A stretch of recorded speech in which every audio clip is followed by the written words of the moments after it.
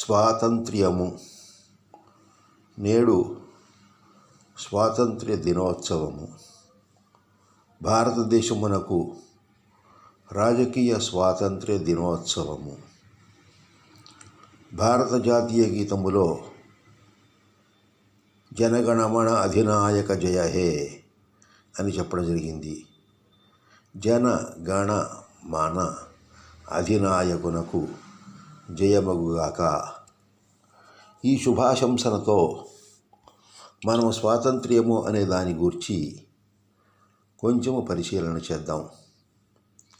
స్వాతంత్ర్యము అనేది కేవలము అర్థమేమిటి?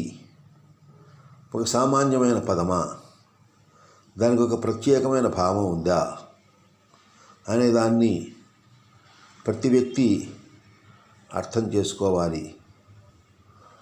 స్వాతంత్ర్యము, స్వ తానే అయినా, తనదే అయినా, తంత్రము ఆచరణ విధానము, నిర్వహణ విధానము అనగా నిరపేక్షమైన, సాపేక్షము కాని, ఖచ్చితముగా నిర్వచింపబడిన ఆచరణ విధానమును కలిగిన సంకల్పసిద్ధికై చేసే ప్రయత్నమే స్వాతంత్ర్యము.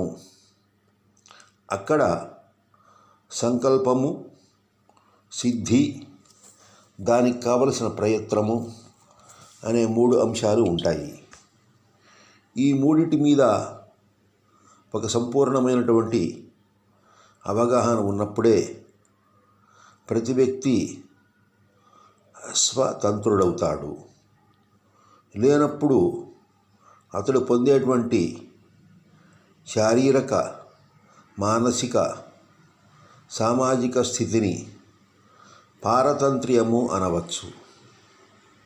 స్వాతంత్ర్యం యొక్క స్వరూపాన్ని గూర్చి అనేక మంది అనేక రకాలుగా చెప్తారు. రూసో అనేటువంటి ఒక ప్రసిద్ధ ఫ్రెంచ్ తత్వవేత్త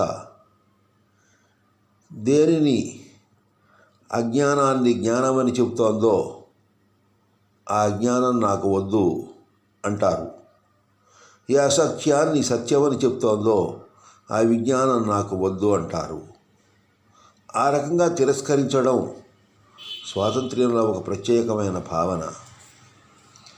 స్వాతంత్ర్యము అంటే నేనుగా, నన్నుగా అర్థం చేసుకొని సర్వే సర్వత్రా అన్ని జీవరాశుల్లోనూ చూడడమే స్వాతంత్ర్యము. ఈ స్వాతంత్ర్యము అనే లక్షణానికి ఇంకొక అభిప్రాయాన్ని వేదాద్రి మహర్షి అనే సులభతర కుండలిని యోగ ప్రవక్త నిర్వచించారు. జ్ఞాన స్వాతంత్ర్యము అన్నారు. ఏమిటి ఈ జ్ఞాన స్వాతంత్ర్యము? గ్రహించుట యందు, గ్రహించిన దాన్ని సమన్వయము చేసుట యందు, సమన్వయము చేసిన దానిలో తాదాత్మ్యము పొందుట కొరకు, తాదాత్మ్యం పొందిన దానిలో లయమూట కొరకు ప్రతి వ్యక్తి చేసే ప్రయత్నమే స్వాతంత్ర్యము. ఇది కేవలము ఒక పారమార్థికమైనది. ఒక రాజ్యమునకో, రాజకీయ ప్రాదేశిక సమాజమునకో, రాజకీయ సంఘమునకో చెందినది మాత్రము కాదు. సైద్ధాంతికముగా స్వాతంత్ర్యము అనేటువంటిది ఆత్మశక్తి యొక్క స్వస్వరూప పరిజ్ఞానమునకు చెందినది. అందువలన స్వాతంత్ర్యము అనేటువంటిది అనుభవైక వేద్యమే కానీ సిద్ధాంతము వలె ప్రతిపాదింపదగేటువంటిది కాదు. ఈ స్వాతంత్ర్యము పొందడం కోసమే యోగులు, అవధూతలు, సిద్ధులు మొదలైన వారందరూ కొన్ని కోట్ల సంవత్సరాలుగా ప్రయత్నం చేశారు.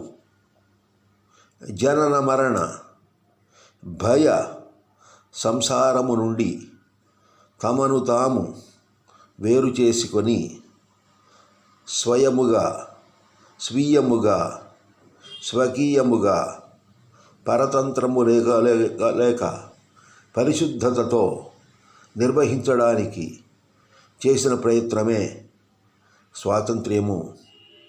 స్వాతంత్ర్యము అనేటువంటిది కేవలము ఒక సాధారణ లౌకిక వ్యావహారిక రాజకీయ జీవనమునకు సంబంధించినది కాదు. స్వాతంత్ర్యము అనేది ఒక పారమార్థిక శుద్ధ జ్ఞానమయ పరాత్పరతత్వమైన పురుషోత్తమ ప్రాప్తికి చెందినది. ఆ స్వాతంత్ర్యమును అవగాహన చేసుకున్న స్వాతంత్ర్యమును అనుభవించినప్పుడే స్వాతంత్ర్య దినోత్సవము. అందువల్ల ప్రతి సాధకుడు తప్పనిసరిగా ఆ రోజు కోసం ఎదురు చూడాలి. దాని కొరకే శాస్త్రజ్ఞానాన్ని, ఉపనిషత్ పరిజ్ఞానాన్ని, వైదిక జ్ఞానాన్ని, గురుసేవను, నామస్మరణను, వీటన్నిటినీ ఉపాధులుగా, సాధనాలుగా స్వీకరిస్తున్నారు. స్వాతంత్ర్యం యొక్క స్వస్వరూపము ఆత్మ తనను తాను తెలుసుకొని తన యందు లయమయి కనపడేది వినపడేది అయిన జగత్తంతా తనకంటా వేరు కానిది అని తెలుసుకోవడమే. ఇదే స్వాతంత్ర్యములోని ఒక రహస్యమైన తత్వము. ఎవరైతే ఈ రహస్యమైన తత్వాన్ని అర్థం చేసుకుంటాడో అతడు సర్వతంత్ర స్వతంత్రుడవుతాడు. అనగా సంకల్ప వికల్ప రహిత స్థితిలో నిశ్చయాత్మకుడయి కర్మఫలమును త్యాగము చేసి కర్తృత్వ భోక్తృత్వములను నిరసించి తనకు తానే సర్వముగా తెలుసుకొని సర్వమునందు తనను చూసుకుంటూ బ్రహ్మానంద స్థితిని అనుభవించి నిశ్చల పరిపూర్ణ ఆనందతత్వముగా ఉంటాడు. ఆ స్థితిని పొందడం కోసమే ప్రతి వ్యక్తి ప్రయత్నం చేయాలి. జీవితము, జీవనము అనే రెండిటిలో జీవితము ప్రకృతి ఇచ్చిన వరము, జీవనము సమాజము ఇచ్చిన అవకాశము, ధర్మము పెద్దలు చూపిన దారి.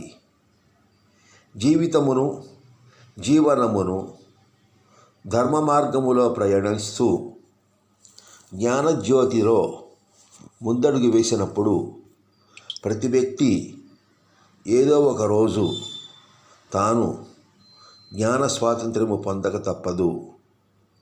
ఆ స్వాతంత్ర్యమునప్పుడు అప్పుడే జనగణమణ అధినాయక జయ హే, జనుల యొక్క గణములైనటువంటి వారిలోని మనములలోని అధినాయకునకు జయమగుగాక అని ఒక ప్రసిద్ధ కవి చెప్పినటువంటి ఒక మాటను మనము సార్థకముగా చేసుకొని నిత్య జీవితంలో సమన్వయపరచుకోవడానికి అవకాశం ఉంటుంది. అటువంటి స్వాతంత్ర్యాన్ని పొందడానికి ప్రయత్నిద్దాం. ఆ స్వాతంత్ర్యాన్ని ఆకాంక్షిద్దాం. ఆ మార్గంలో ప్రయాణం చేద్దాం. ప్రతి క్షణం కొత్తదే, అనుక్షణం కొత్తదే. ఒక క్షణము ఇంకొక క్షణాన్ని పోలి ఉండదు. కానీ పడుగు పేకలలా వేయబడినటువంటి ఈ సృష్టిలో కెరటముల వలె పడిపోతున్నటువంటి అనుభవాలలో శక్తిస్ఫురణతో, సద్యస్ఫురణతో బీజప్రాయమై ప్రవాహమై ఉండే తత్వము స్వాతంత్ర్యము. అదే పరమ పురుషార్థము అని ప్రసిద్ధి పొందినటువంటి యోగిని అయిన జిల్లెళ్ళమ్మూడి అమ్మగారు తన జీవితంలో ఆ స్వాతంత్ర్య సాధన కోసం ప్రయత్నం చేశారు. ఉపాధి లేని, గుణము లేని, బంధము లేని, అజ్ఞానము లేని దుఃఖము లేని ఆనందమయ స్థితే స్వాతంత్ర్యము. దాన్ని అందరూ పొందాలని పురుషోత్తమ ప్రాప్తి యోగ కేంద్రము తరపున ఆశిస్తున్నాము.